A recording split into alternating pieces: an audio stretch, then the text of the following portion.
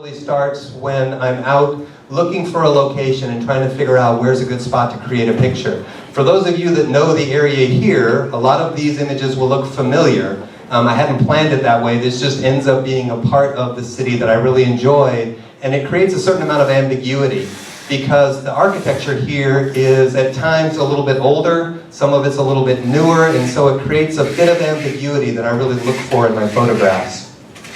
So once I've kind of picked a location, the location actually drives the story. And so for me, each one of the images that you see on the wall is a part of a larger story or a larger narrative. The images are meant to be a slice of time. And so if you think of it in terms of a movie, they're really meant to be a frame from within a movie. There's a story of something that happened just before the image occurred, and that story continues after the image was taken. And I have a particular story for each one of these images that I've developed, and it was a part of how I created it.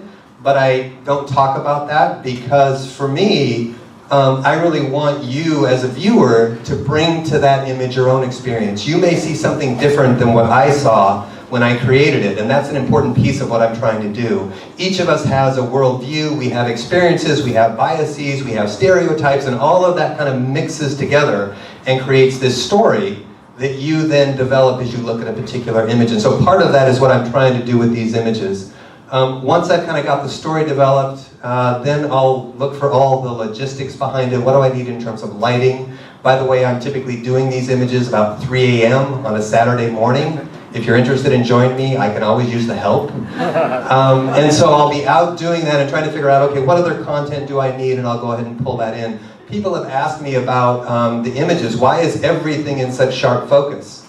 That's because I'm typically using between 9 to 12, upwards of at times even 15 separate images. So instead of just shooting one image, I'm actually shooting a series of images. And then I take those back and I stitch them all together. And that's really the only way that I can keep all of the content in focus in the way that it is. I had somebody come up to me and they were looking at one of the images that are out here that are 6 feet wide. And they had said, wow, I could actually tell that this particular person is a Celtics fan. And they were talking about somebody whose office is way off in the distance. And they could say that because they could actually see that on that person's wall, in a frame, they had a Celtics jersey. I couldn't even see that at the time that I shot the photo. But because there's so much space in there and there's so much clarity, you can actually see it when you sit and look at the image itself. So the native resolution, and what that means is I don't blow these images up. At 6 feet wide, that is how that file looks. They're not enlarged at all, which is why you can see so much detail within the pictures themselves. Both the light box and the acrylic presentation that you see were both designed, and I'll talk about this in a minute, they're both designed to kind of support the overall theme, which is really our use of technology and what that means in our lives. And so both of those are designed both as a backlit in terms of the screen that we see on technology, and then also the reflective nature of those images for the acrylics and how that impacts technology as well. So, I would ask you to stop for a second and imagine that you're in a city, an urban environment, and you are completely isolated and alone. And yet you have a sense that there were just people there. There's remnants of people that were just there a moment ago, but now they're gone. And it's just you. Part of what I do in this series is look at the way that we use technology today. We use it almost all the time, especially if we live in an urban environment. It's pretty easy in terms of we have a cell phone, we have an iPad, we have a computer, we're using technology all the time. And I would argue that for a lot of that, we're trying to connect with others, especially trying to connect with family and friends and people that we care about. And so we're sharing information about our lives, they're sharing information about their lives, and we feel as though we know more about them as a result of being able to connect through social media using technology.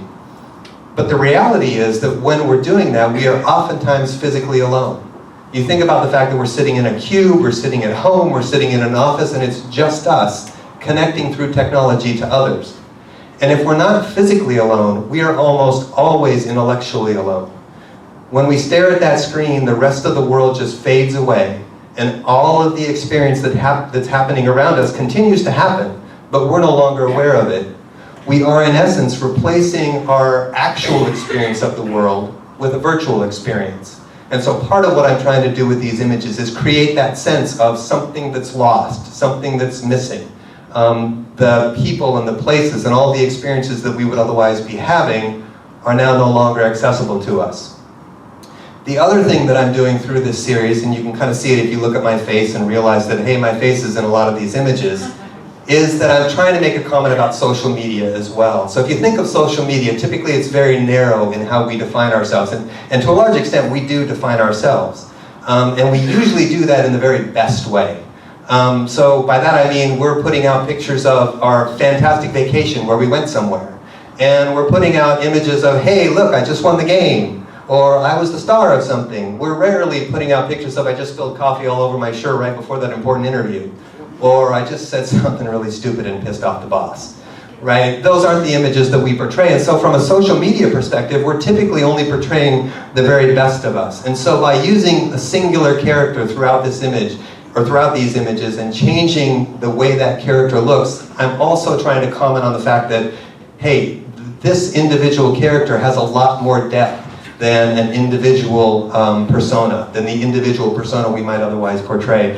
I would actually argue that it is the stupid things we do and say that makes us much more interesting, right? If you think about just our interactions on a day-to-day basis, we're much more real, we're much more interesting. Our total humanity, to me, is much more than just what we can portray on social media. And so it was important to me to try to comment on that as well. So I'm not doing that overtly. The images themselves are really about the story of the individual image, but through all of the images I'm trying to make that comment.